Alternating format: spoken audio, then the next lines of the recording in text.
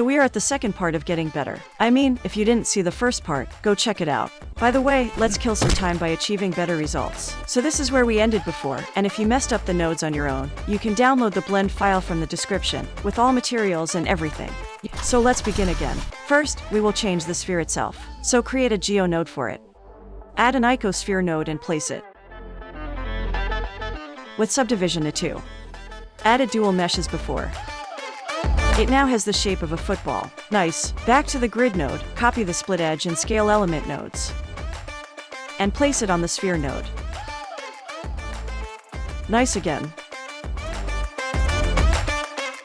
Now we need some details in the corners. Always add a join geometry.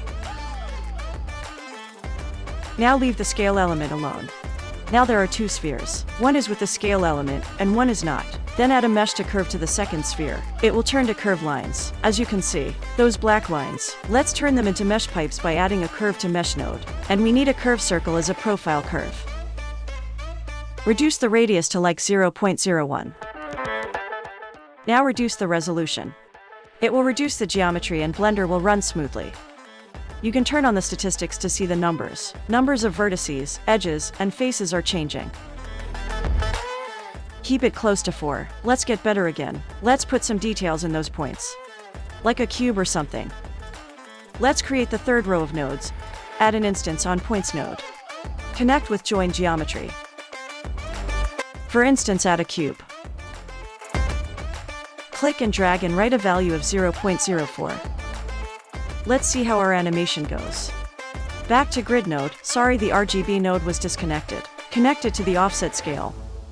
Now pay attention. As we did before, this time we want to animate the faces using the distance of this grid applying geometry proximity. So we have to bring this grid, which is named the cube, into the sphere node and apply it with proximity. So let's do this.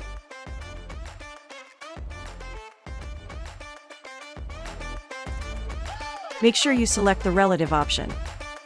Add a geometry proximity. So this is the scale, connect the distance to it. Oh, messy again. Don't worry, reduce the effect using math node with multiply option. You already knew it.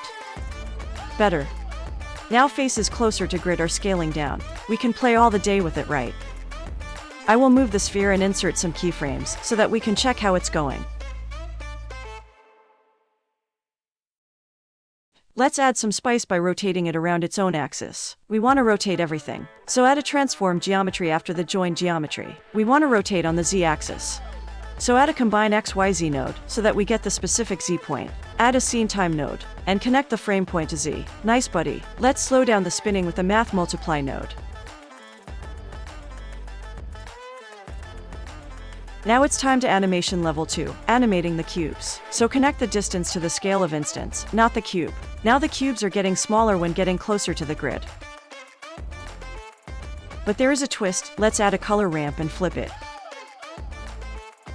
Now the cubes will get bigger when closer. Bring it closer to add contrast, but they are too small while animating.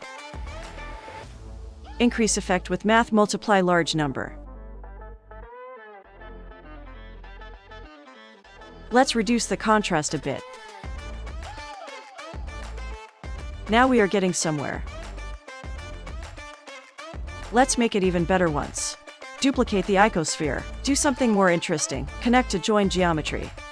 And reduce radius. It will glow inside the main icosphere. Let's get a better effect. You can copy the values. Now this is looking well, isn't it?